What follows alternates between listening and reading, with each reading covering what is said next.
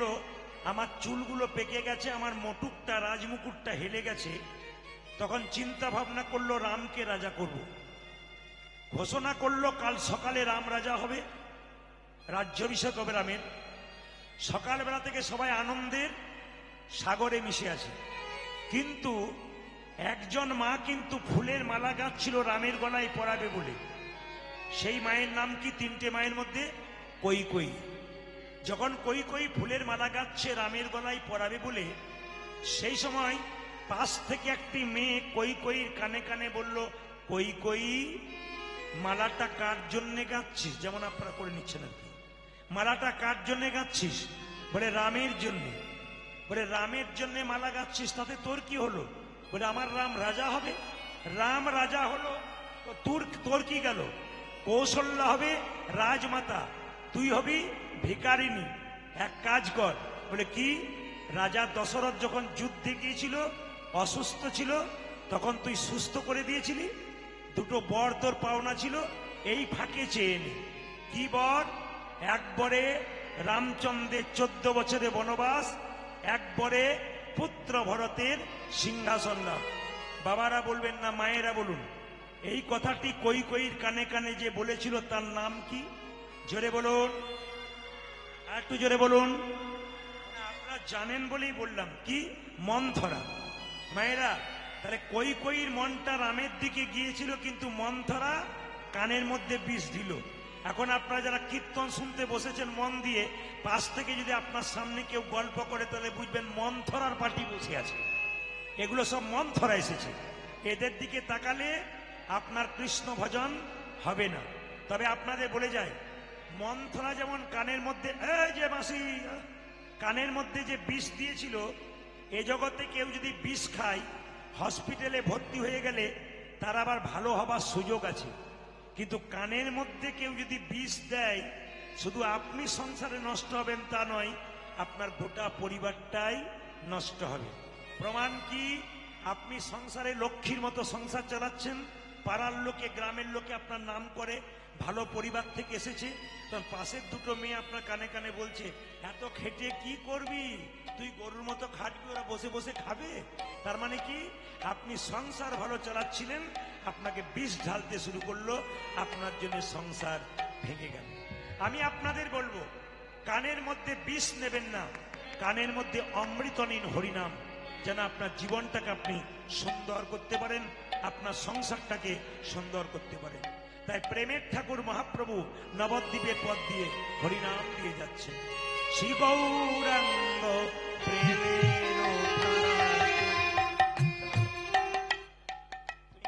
শুনতে পাচ্ছ তো? এর শব্দ হচ্ছে না, বুঝতে পারছো? একজনকে কবার বলা যায়?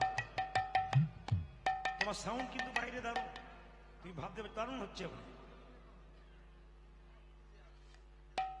শ্রী গৌরাঙ্গ প্রেমের ঠাকুর, প্রেম বিলাতে এলো নদীনায়। শ্রী গৌরাঙ্গ প্রেমের ঠাকুর, প্রেম বিলাতে এলো নদীনায়। শ্রী গৌরাঙ্গ প্রেমের ঠাকুর, প্রেম বিলাতে এলো নদীনায়।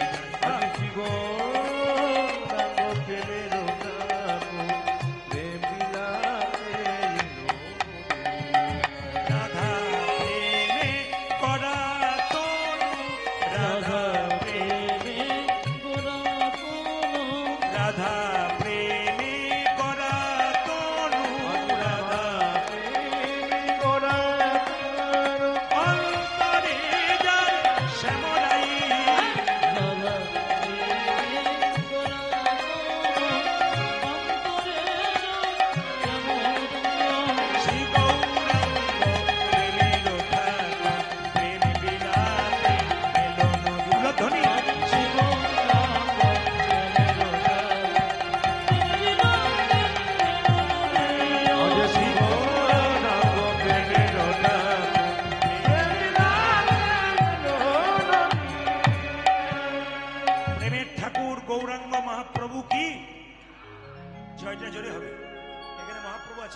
প্রেমের ঠাকুর শ্রী গৌরাঙ্গ কি? চৈতন্য প্রভু কি, মহাপ্রভু কি। আপনাদের কাছে নিবেদন রইল, আপনি যদি কারোর সঙ্গে সম্বন্ধ তৈরি করেন, আপনি যদি কারোর সঙ্গে সম্বন্ধ তৈরি করেন, তবে আপনার সঙ্গে সে সম্বন্ধ ভালো করবে। কিরকম বলে রাখি, যেমন আপনার বাড়িতে কেউ গেছে, জিজ্ঞেস করছে একটু জল দিন তো, একটা বাচ্চা গিয়ে বলছে একটু জল দেন তো, তৃষ্ণা পেয়েছে, আপনি জল দিলেন। কিন্তু সেই বাচ্চাটা যদি বলে কাকিমা, ও কাকিমা একটু জল দাও তো, তখন মনে হবে কি, বাচ্চাটা কাকিমা বলে ডেকেছে, একটু জল দিয়ে আসি।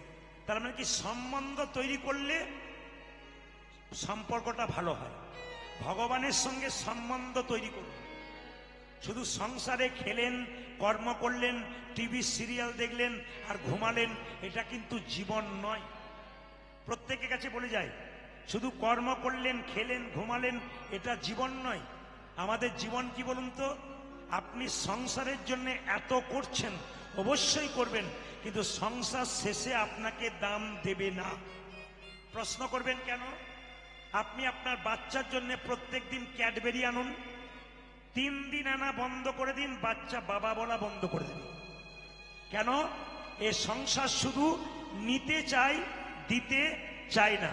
মায়েরা, সংসারে যতক্ষণ কর্ম করছেন, সংসার আপনাকে ভালোবাসছে।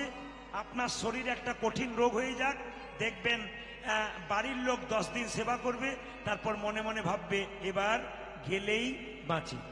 আপনি চলে যাবেন, আপনার ছবিটা দেওয়ালে টাঙানো থাকবে, একটা ফুলের মালা দেওয়া হবে, সংসার যেমন কার তেমন চলবে, শুধু তুমিই চলে যাবে।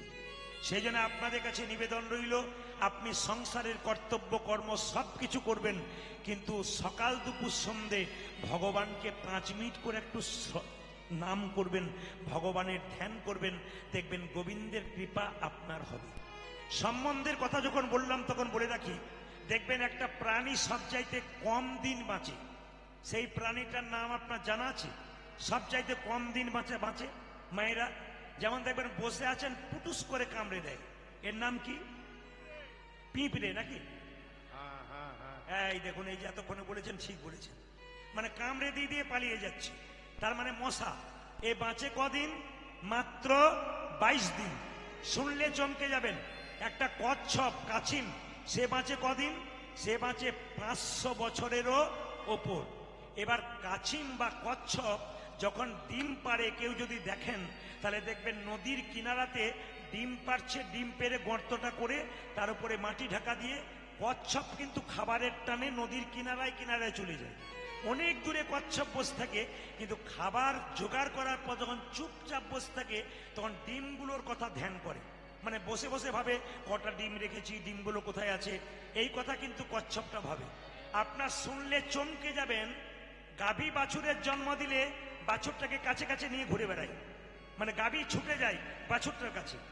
ছাগল জন্ম দিলে ছাগল ছুটে যায় তার বাচ্চার কাছে।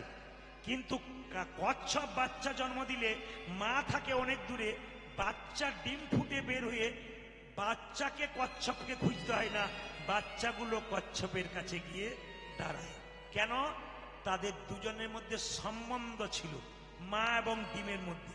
যদি আধ্যাত্মিক তত্ত্বের দিকে যান, তাহলে আপনাদের একটু বুঝিয়ে দিই। যে যেখানে বসে আছেন, মহাপ্রভুর প্রথম বিয়ে হয়েছিল বল্লভাচার্যের কন্যা লক্ষ্মীপ্রিয়ার সঙ্গে। মায়েরা, শুনলে চমকে যাবেন, মহাপ্রভুর স্ত্রী লক্ষ্মী দেবী, তিনি মারা গেলেন 5 বছর সংসার করার পর, সাপে কেটে মারা গেলেন। দ্বিতীয় বিয়ে হয়েছিল মা বিষ্ণুপ্রিয়ার সঙ্গে, কিন্তু বিষ্ণুপ্রিয়ার সঙ্গে বিয়ে করে যখন বাসর রাতে বিষ্ণুপ্রিয়ার সঙ্গে বাসর ঘরে যাচ্ছে, তখন মহাপ্রভু ওই হঠাৎ চোখ ওঠার মধ্যে পাটা লেগে আঙুলটা ফেটে গেছে, রক্ত বেরিয়ে গেছে। সঙ্গে সঙ্গে বিষ্ণুপ্রিয়া খুঁজে পাচ্ছে না, রাত্রিবেলায় কি করব, স্বামীর পা ফেটে রক্ত বেরোচ্ছে। বিষ্ণুপ্রিয়া নিজের কাপড়টা টুকরো করে কেটে স্বামীর পায়ের আঙুলটাতে বেঁধে দিল। ঈশান জানে না, বাড়ির চাকর, মা সচিমাতা জানে না, কিন্তু একজন জেনে গেল, চমকে যাবেন। বহু দূরে থাকে, তার নাম লোচন দাস ঠাকুর। সে দিন 5 পরে সে বলছে, প্রভু একবার কাগজে কি লিখেছি পড়ো তো। বলে দেখি কি লেখা আছে। লেখা আছে, প্রভু তুমি বাসর রাতে যখন বিষ্ণুপ্রিয়াকে নিয়ে যাচ্ছিলে তখন তুমি হুঁচট খেয়ে গিয়েছিলে, আর বিষ্ণুপ্রিয়া তোমার পায়ে তার কাপড়টা টুকরো করে বেঁধে দিয়েছিল। এটাই আমি তুমি কি করে জানলে? তুমি তো এখানে ছিলে না, বহু দূরে থাকো তুমি, তুমি কি করে জানলে? বলছে, প্রভু আমি যত দূরেই থাকি আমি যে তোমাকে সবসময় মনে মনে ধ্যান করতে থাকি। এই জন্য আপনাদের কাছে নিবেদন রইল, চলতে ফিরতে কর্ম করতে করতে কেউ যদি ভগবানকে স্মরণ করে তবে তার মৃত্যুকালে ভগবানকে স্মরণ করার দরকার হয় না। কেন? মৃত্যুকালে যখন কষ্ট পাবেন তখন ভগবানের আপনাকে স্মরণ করতে হবে না, ভগবান আপনার কাছে এসে দর্শন দেবে। যারা কীর্তন শুনছেন মন দিয়ে শুনবেন। মৃত্যু যন্ত্রণা, মানুষ যখন মরে তখন তার 3 জায়গায় মৃত্যু যন্ত্রণা বেশি জানা যায়। আপনারা শুনে নিন কোথায় কোথায়। একটি হচ্ছে চোখে, একটি হচ্ছে মুখে, একটা হচ্ছে বুকে। যারা ইতিপূর্বে মারা গেছেন তারা অনুভব করে গেছেন, আপনারা দেখেওছেন, কিন্তু আগামীতে যারা মারা যাবে তারা অনুভব করে দেখবেন। শাস্ত্রের কথা, মৃত্যুর সময় মানুষের 3টে জায়গায় প্রচন্ড যন্ত্রণা। কোথায়? চোখের মধ্যে। আপনার বয়স হয়ে গেছে, আপনি মরে যাবেন, চোখে আপনার ইচ্ছা হলো আমার বড় ছেলেকে একবার ডেকে দেখবো। যখনই বড় ছেলে কাছে এলো, মা এই দেখো তোমার মাথার সামনে বসে আছি। কই বাবা, দেখতে পাচ্ছি না, আমার কালো চোখগুলো ঘোলা হয়ে গেল। যত দেখবার চেষ্টা করবেন, চোখটা যে এত সুন্দর আপনার চোখ, আপনি টুকটুক করে তাকাচ্ছেন, ওই চোখটা তার ভালো কিছু দেখতে পাবেন না, চোখটা ঘোলা হয়ে যাবে, শাস্ত্র বলছে। 2, আপনার মনের মধ্যে ইচ্ছা আছে আমার ছেলেকে কিছু বলে যাব, শেষ বলা বলে যাব, কিন্তু বলতে যাচ্ছেন, বলা হচ্ছে না। কেন? আপনার গলাতে কফ জমে যাচ্ছে, কথা বেরোচ্ছে না, খালি ঘর ঘর ঘর ঘর করছে, কথা আর বেরোলো না। যখন কথা বেরোলো না, চোখ ঘোলা হয়ে গেল, যমরাজ তখন বুকের মধ্যে চাপ দিতে লাগলো, নিঃশ্বাস প্রশ্বাস নিতে পারলেন না। হঠাৎ আপনার প্রাণবায়ুটা দেহ থেকে বেরিয়ে চলে গেল। আপনাদের কাছে নিবেদন রইল, বাবা মৃত্যু প্রতিটি মানুষের আছে, কিন্তু মৃত্যুর যন্ত্রণা থেকে রেহাই পেতে গেলে হরিদাসের মতো বলতে হবে। হরিদাস এই 3টে যন্ত্রণা পায় নাই। কারণ হরিদাস যখন, মায়েরা, হরিদাসের যখন 80 বছর বয়স হয়ে গেছে আর ভালো করে চলতে ফিরতে পারছে না, মহাপ্রভু জগন্নাথের প্রসাদ তার কাছে এনে দিত, কিন্তু হরিদাস সেই প্রসাদ খেত না। কেন বলুন তো? বলতো, প্রভু আগে আমার নাম জপ হবে, আমার নাম জপ হবে, নাম জপ সম্পন্ন না করে আমি কিন্তু প্রসাদ গ্রহণ করব না। এর থেকে কি শিখলেন মা? আপনি সকালবেলায় ঘুম থেকে উঠে ভগবানের প্রতি কর্তব্য না করে আপনি প্রসাদ গ্রহণ করবেন না, জল গ্রহণ করবেন না। যারা সংসারে প্রকৃত মা, যারা প্রকৃত বাবা আছেন, আপনারা দেখবেন সকালবেলায় ঘুম থেকে উঠে স্নান করে গোবিন্দের চরণে তুলসী পত্র বাতাসা দিয়ে তারপর নিজে সেবা করেন। এটাই তো আসল কর্তব্য। দেখবেন এর মধ্যে কি শান্তি আছে, এর মধ্যে কি আনন্দ। আপনাদের বলতে চাই, কম বয়স থেকে শুরু করুন। হরিদাস বলেছিল, প্রভু মহাপ্রভুকে বলেছিল আমার 3টে যন্ত্রণা যেন না হয়। কেন হয় নাই? বলছে, প্রভু নয়নে হেরিব তোমার সোচান্দ বদন, নয়নে হেরিব তোমার সোচান্দ বদন। হরিদাস তুমি তো দেহ ছেড়ে চলে যাবে, কিন্তু শোনো আমার 3টে ইচ্ছা আছে। নয়নে হেরিব তোমার সোচান্দ বদন, নয়নে হেরিব তোমার সোচান্দ বদন, নয়নে হেরিব তোমার সোচান্দ বদন, আজ নয়নে হেরিব তোমার সোচান্দ বদন। জিউ ভাই উচ্চারিব শ্রীকৃষ্ণ কীর্তন, আজ জিহ্বা উচ্চারিব শ্রীকৃষ্ণ কীর্তন, ওগো জিউ ভাই উচ্চারিব শ্রীকৃষ্ণ কীর্তন, জিহ্বাই উচ্চারিব শ্রীকৃষ্ণ কীর্তন।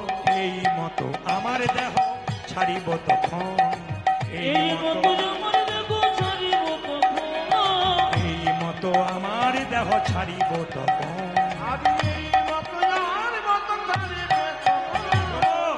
আমি চোখ দিয়ে কি করব? তোমার ওই বদন দেখবো।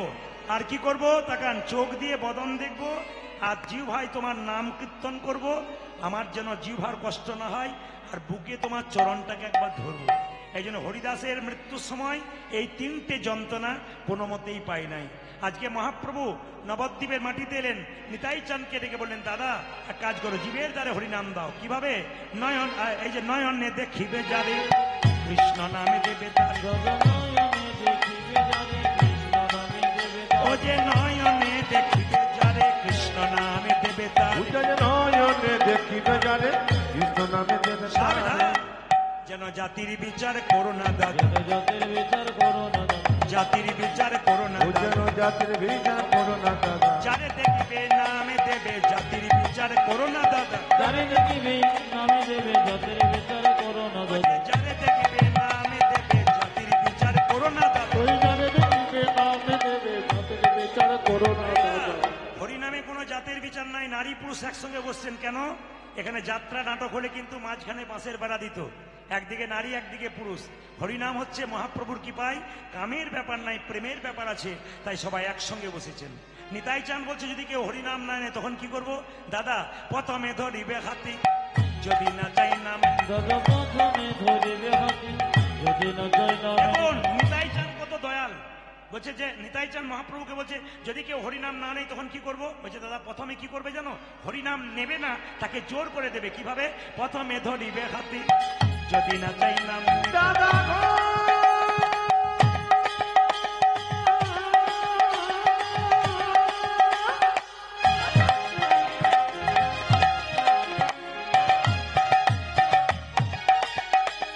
জানি জানি দাবা দাবা বাবা মাগা মাগা রে গারে সাথা।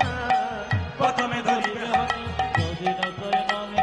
যে প্রথমে ধরিবে হাতে, যদি না চাই নাম। উঠে যে প্রথমে ধরিবে হাতে, যদি না যায় নামে। দাদা হাতে ধরে বলবে হরি, দাদা হাতে ধরে বলবে হরি, হাতে ধরে বলবে হরি, তুমি হাতে ধরে বলবে বলে বলাবে হরি, বলবে হরি, হাতে ধরে বলবে হরি, তুমি বানাবে হরি বলবে হরি, হাতে ধরে বলবে হরি। বলাবে হরি, বলবে হরি, হাতে ধরে বলবে হরি। তুমি বলবে ঘড়ি বলবে ঘড়ি হাতে ধরে বলবে ঘড়ি। ভাইরা, আপনার সঙ্গে কারো ঝগড়া আছে, বাড়িতে আপনাদের ভোজ হচ্ছে, আপনি বলতে গেছেন একবার চলুন, না যাব না, হাতে ধরে বলছি চলুন। হাতে ধরার পর না গেলে যদি খুব প্রিয় লোক হয় তাহলে কি করেন? আপনি একবার পায়ে ধরেন, এই তোমার পায়ে পড়ছে, একবার চলো। তো মহাপ্রভু কি করলেন? দাদা নিতাই গিয়ে বললো যদি হাতে ধরে কেউ না হরিনাম করে, হাতে ধরার পর শেষ উপায় কি? পাছে তারও লোটাইবে পাই।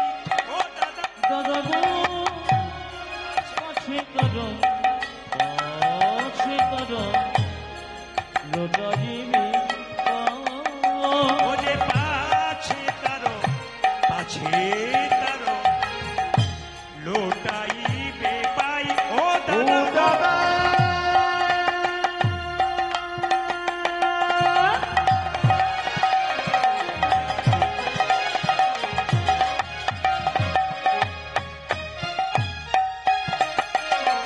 দাদা পাঁচ তারো আছে তারো লোটা দিবি পারে। ও যে পায়ে ধরে বলবে হরি, বলবে হরি, পায়ে ধরে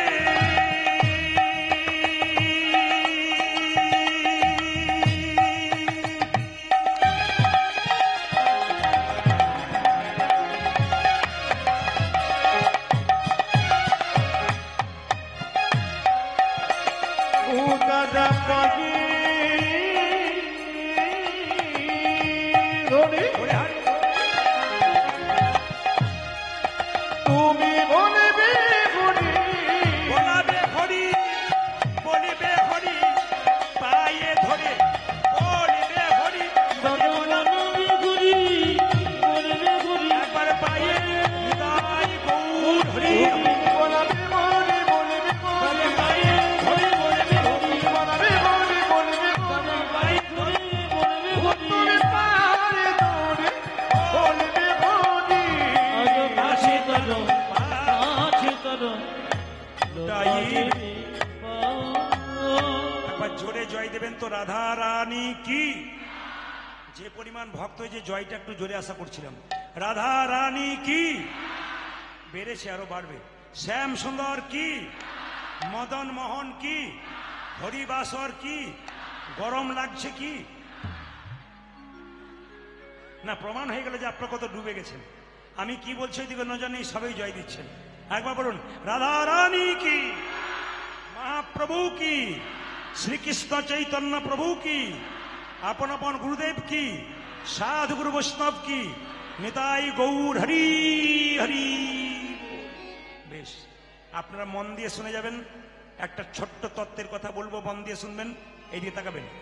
পঞ্চপাণ্ডব সামনে বসে আছে, কৃষ্ণ বলছে কি ব্যাপার তোমাদের মন খারাপ কেন? তো পঞ্চপাণ্ডবের বড় দাদার নাম কি মা? জোরে বলুন, বড় দাদার নাম কি? যুধিষ্ঠির। যুধিষ্ঠির বলল, কৃষ্ণ আসলে আমার মনে একটা প্রশ্ন জেগেছে, সেই প্রশ্নের উত্তরটা চাইবো বলে এলাম। বলে কি? কলিযুগের মানুষ কেমন হবে? আপনারা তো সত্য যুগে বাস করছেন, কলিযুগের কথা বললাম নাকি? নাকি বলছেন ভাই? সব সত্য যুগে বাস করছেন, যাকে আপনাদের প্রণাম জানাই। যখনই বলছি সত্য যুগে বাস করছেন, সব কি ভক্তি বলে, সত্য যুগে বাস করছেন। হ্যাঁ, আমি যেই না এদেরকে বলছি সত্য যুগে বাস করছেন, আপনারা কি ভক্তি, সত্য যুগে বাস করছেন। তাহলে কোন যুগে বাস করছেন? খুব ভালো জানেন আপনারা, কলিযুগে। তো যুধিষ্ঠির মহারাজ, এটা কিন্তু সাউন্ড পাওয়া যাচ্ছে না বাবু। যুধিষ্ঠির মহারাজ বলছেন যে আমার একটা প্রশ্ন আছে, কলিযুগের মানুষ কেমন হবে, মানে আমরা কেমন হব একটু জেনে নিন। দ্বিতীয় প্রশ্ন করলো ভীম, যে কলিযুগের সাধুগুলো কেমন হবে, এই যে কলিযুগের সাধু কেমন হবে। তৃতীয় প্রশ্ন করলো অর্জুন, যে কলিযুগের মা বাবা তার ছেলে মেয়ের সঙ্গে কেমন ব্যবহার করবে। 4 নম্বর প্রশ্ন করলো নকুল, যে কলিযুগের ছেলে মেয়েরা আবার তার মা বাবার সঙ্গে কেমন ব্যবহার করবে। এইদিকে কলিযুগের ছেলে মেয়েরা তার মা বাবার সঙ্গে কেমন ব্যবহার করবে। সহদেব প্রশ্ন করলো, কলিযুগের মানুষ তো অনেক পাপ করবে, তা কি এমন কর্ম করবে যার জন্য পাপ থেকে মুক্তি পাবে। তাহলে আজকে আপনার সুযোগ পেয়ে গেলেন যে যদি কেউ পাপ করেন তাহলে পাপ থেকে মুক্তি পাওয়ার পথটা আপনাদের বলে দেবো। সবাই মন দিয়ে শুনবেন, যে যেখানে বসে আছেন। এইদিকে বাচ্চাগুলোকে সরান, বাচ্চাগুলোকে সরান। আর কিছু কিছু জন আছে বাচ্চার লাফালাফি দেখলে ওই দিকে তাকাচ্ছে, কান এই দিকে রাখবেন আর কি। শেষে আর কীর্তন বোঝাবুঝি কোনো গল্প নেই। হ্যাঁ, আপনারা তো শুনছেন, কিন্তু মাঝে যারা আছে আমি ইশারা করে বলছি, নিশ্চয়ই তারা বুঝতে পারছে, কারণ আমার চোখ খুব খারাপ। আমি কিন্তু একবার তাকালেই বুঝতে পারি কে কোন দিকে নজর দিচ্ছে। এইদিকে নজর দেবেন না তো শেষে যখন আপনি কষ্ট পাবেন, গোবিন্দ আপনার দিকে নজর দেবে না। তখন যতই ডাকবেন আর কোনো উপায় নেই। বলে কি, আমার নাম শুনতে গিয়ে খালি এদিক ওদিক তাকাচ্ছিলি, তখন এখন তাকিয়ে লাভ কি আছে। তবে আপনারা কেন এদিক ওদিক তাকাচ্ছেন তার মানেটাও পরে বলে দেবো, চমকে যাবেন। যে মেয়েরা কীর্তন শুনতে এসে খালি এদিক ওদিক তাকায়, তারা কেন তাকায় ওটা একটু পরে আমি বুঝিয়ে দেবো, তাহলে বুঝতে পারবে যে কেন তাকাচ্ছে। সবাই তাকাবেন মায়েরা, যে যেখানে ছিলেন। যুধিষ্ঠির মহারাজ বললেন, তাহলে কৃষ্ণ বলো আমাদের 5টা প্রশ্নের উত্তর। সঙ্গে সঙ্গে কৃষ্ণ বলল, আজকে উত্তর দেবো না, কালকে সকালে দেবো। বলে কেন? তোমরা 5 ভাই আজকে 5 পথে যাও, যে যা দেখবে কাল সকালে এসে আমাকে বলবে, তোমাদের উত্তর দিয়ে যাব। এখন লক্ষ্য করুন, 5 ভাই 5 পথে যাচ্ছে, একদিকে ও একদিকে, ও একদিকে ও একদিকে, 5 দিকে যাচ্ছে, আর গাইতে গাইতে যাচ্ছে। কি গাইছে? কৃষ্ণ কেশব কৃষ্ণ কেশব কৃষ্ণ কেশব তাই নাম, রাম রাঘব রাম রাঘব রাম রাঘব। সবাই বলুন, কৃষ্ণ হরি কৃষ্ণ কৃষ্ণ কৃষ্ণ হরে হরে, হরে রাম হরে রাম, রাম রাম হরে হরে। কৃষ্ণ কেশব কৃষ্ণ কেশব কৃষ্ণ কেশব তাই নাম, রাম রাঘব রাম রাঘব রাম রাঘব। হরি হরে কৃষ্ণ হরে কৃষ্ণ কৃষ্ণ কৃষ্ণ হরে হরে, হরে রাম হরে রাম, রাম রাম হরে হরে। কৃষ্ণ কেশব কৃষ্ণ কেশব কৃষ্ণ কেশব তাহি নাম, রাম রাঘব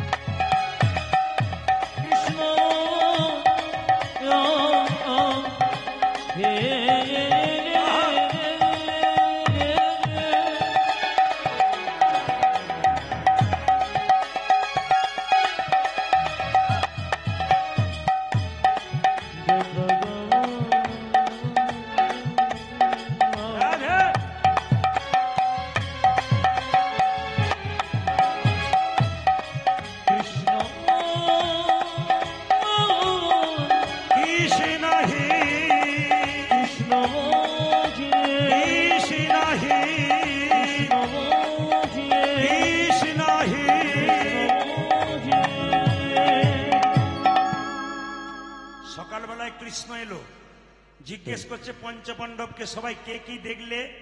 যুধিষ্ঠির মানে ওকে শুনবেন, যুধিষ্ঠির মহারাজ বলছে আমি কি দেখলাম। যুধিষ্ঠির মহারাজ বলছে আমি দেখলাম রাস্তা একটা হাতি, এমন হাতি দেখলাম বাপের কালে দেখি নাই। বলে হাতি যেমন দেখতে তেমন আবার বাপের কালে দেখি নাই, বুঝতে পারলাম না। বলছে হাতিটা সব ঠিক আছে, দুটো কান, দুটো চোখ, একটা লেজ, কিন্তু মুখ দুটো, সুর দুটো দেখলাম। কেন দেখলাম? সঙ্গে সঙ্গে কৃষ্ণ বলল তোমার প্রশ্ন কি ছিল? যুধিষ্ঠির মহারাজের প্রশ্ন কি ছিল? কলিযুগের মানুষ কেমন হবে? কৃষ্ণ বলল ওটা হাতি নয়, ওটা কলি। বলে কেন? কলিযুগের মানুষের দুটো করে মুখ হবে। এইদিকে এইদিকে, কলিযুগের মানুষের দুটো, অনেকে দেখছে তাহলে আমার দুটো হয়ে গেল, দুটো করে মুখ। না না, এইখানে নয়, একটা ভেতরে একটা বাইরে। প্রমাণ দিয়ে দিই, রামবাবুর সঙ্গে শ্যামবাবুর বাজারে দেখা। শ্যামবাবুকে রামবাবু বলছে আহ আপনার মতো মানুষ হয় না, আপনি মহান মানুষ, আপনাকে দেখলে আমার ভক্তি জেগে যায়। শ্যামবাবু বললেন আপনাকেও খুব ভালো লাগে। শ্যামবাবু যখন চলে গেল তখন রামবাবু বলছে তুমি যতক্ষণ না মরছো ততক্ষণ তোমার পেছনের জায়গাটা আমার হচ্ছে না। মানে বুঝতে পারছেন তো? মানে মুখ মে রাম নাম আর বগল মে কি ছুরি। মানে আপনার সঙ্গে দেখবেন অনেকেই ভালোভাবে কথা বলবে, দিদি তোমার মতো মানুষ হয় না, আর পাশে বলবে এর মতো বাজে লোক হয় না। তার মানে কি দুটো মুখ, একটা ভেতরে মানুষ। ও মায়েরা, ভগবানকে সাধনা করলে 1-2 বছর করে পেলেও পেতে পারেন, কিন্তু কলিযুগের মানুষকে চেনা বড় দায়। এ কেমন 10 বছর থাকলেও বুঝতে পারবেন না। একই বিছানায় শুয়ে আছে দুজন, কে যে কার কতখানি বলা মুশকিল। এ একদিকে মুখ করে, ও একদিকে মুখ করে, ও একজনের কথা ভাবছে, ও একজনের কথা ভাবছে। না না, এরকম ঘটছে আর কি, এটা কলিযুগে ঘটবে। আচ্ছা আচ্ছা, ভীম তুমি কি দেখলে? ভীম বলছে আমি দেখলাম হঠাৎ নদীতে একটা মরা গলা জীবজন্তু আসছে, ওই একটা ময়না পাখি ঠুকরে ঠুকরে খাচ্ছে, কিন্তু ময়না পাখিটার গায়ে হরে কৃষ্ণ নাম লেখা। এটা কেন দেখলাম? কৃষ্ণ বলল তোমার প্রশ্ন কি ছিল? কলিযুগের সাধু কেমন হবে? বলছে কলিযুগের কিছু কিছু সাধু তোমার দরজায় গেরুয়া বস্ত্র পরে তিলক মালা নিয়ে নিতাই গৌর হরিবোল বলে দাঁড়াবে, খোঁজ খবর নিয়ে দেখবে কোথাও চুরি করেছে, ডাকাতি করেছে, 10-12টা মার্ডার করেছে, তারপর সাধু সেজে দাঁড়িয়ে গেছে। সবাই নয়, কিছু কিছু। তাহলে প্রশ্ন করবেন প্রদীপ বাবু, কাল থেকে কোনো সাধু এলে তাকে প্রণাম করব না? কৃষ্ণ বললেন যদি তোমার দরজায় কোনো সাধু আছে, কি করে এলো দেখে লাভ নাই, তোমাকে 3 বার প্রণাম করতে হবে। মায়েরা, সাধুকে 3 বার প্রণাম করবেন কেন? আপনার দরজাতে সাধু বাবা যে আপনার দরজায় এলো, ওই যে নিতাই গৌর হরিবোল বলল, সাধু বাবাকে নয়, ওই হরিবোল ধ্বনিটাকে একটি প্রণাম দাও। দ্বিতীয় প্রণাম কেন দেবে? সাধু বাবা যে গেরুয়া বস্ত্র পরে আছে ওটা ত্যাগের প্রতীক, সাধু বাবাকে নয়, ওই ত্যাগের প্রতীক গেরুয়া বস্ত্রকে একটি প্রণাম দাও। ও মায়েরা, একটা প্রণাম কেন দেবেন? আপনারা যারা সংসারী মানুষ, 2-4 দিন সংসারে বাইরে থাকলে কি মনে হয়, বাবা এবার ঘর যাই, এবার ঘর যাই। সাধু বাবাটি চুরি করে হোক, ডাকাতি করে হোক, ওই যে এতদিন নিজের ঘর সংসার ত্যাগ করেছে, এই ত্যাগের জন্য তাকে একটা প্রণাম দেবে।